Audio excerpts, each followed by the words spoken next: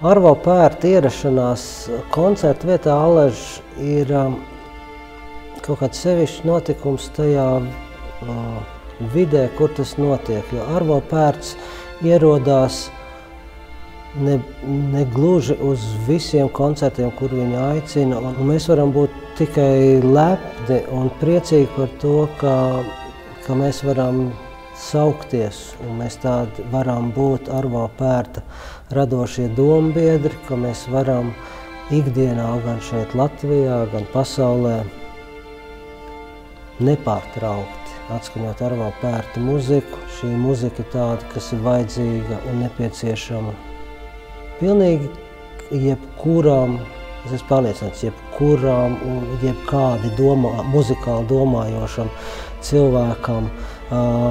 Mūzika, kas ir pierādījusi, kas spēj pastāvēt ārpus stilu un žanru robežām. Šī būs tā programma, ar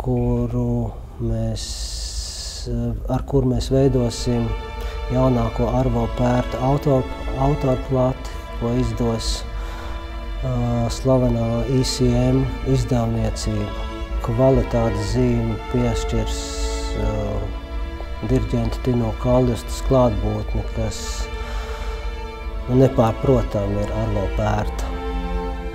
Ja ne labā roka, tad viņa muzikas pazinējs numur 1. Mīļi gaidīti koncertā 1. novembrī Domā.